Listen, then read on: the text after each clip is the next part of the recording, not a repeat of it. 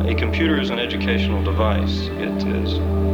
It is in fact a direct reflection of your own imagination, your own intelligence.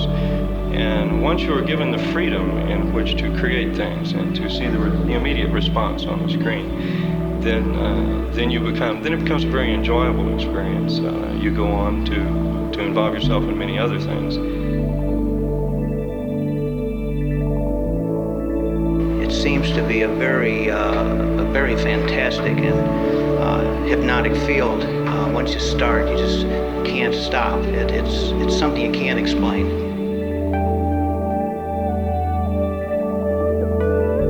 To the question of what is all this microcomputer and computer business going to do to our society? The case is that we are humans and we are much more adaptable to our environment than the computer is to its own. The problem that we face in today's society is privacy and security of proprietary devices. This is the problem with proprietary. This is Richard Stallman. Only computerized appliances you should use are those with free software that talk only to your computer. He's an open source extremist and an ethical software evangelist. He uses the word free, but he doesn't mean free as in free beer, but as in freedom of speech. So what is the problem with proprietary? Proprietary systems like Unix or Windows or Mac OS or the stuff in those mobile devices. Right. Those are not free software. The users do not control them. A company controls those programs, and the programs control the users. We should control the programs we use and not vice versa. So every program is either free or proprietary. If it's free, that means the users control the program. They control the program separately and they control it collectively. At the same time, both kinds of control are there. If the users don't control the program, then instead the program controls the users and the proprietor, some company typically, controls the program. So that program is an instrument which gives the proprietor power over users. Non-free software is an injustice, so we've got to get rid of it.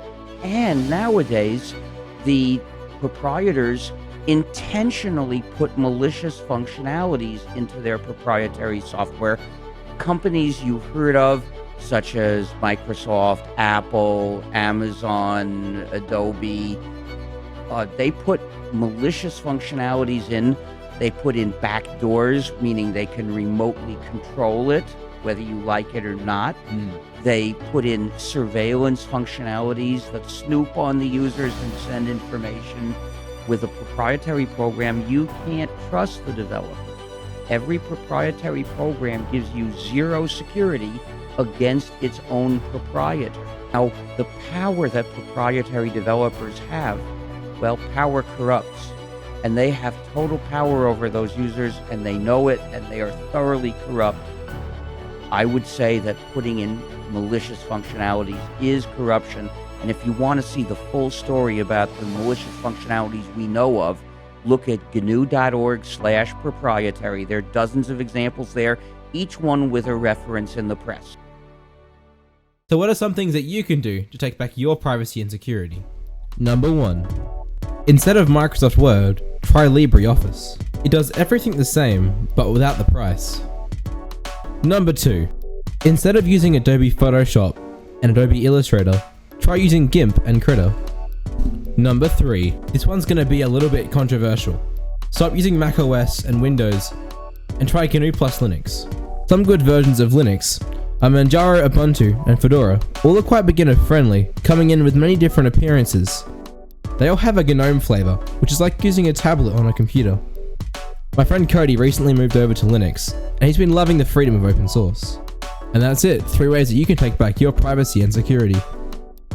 This has been The Problem with Proprietary. Are you still there?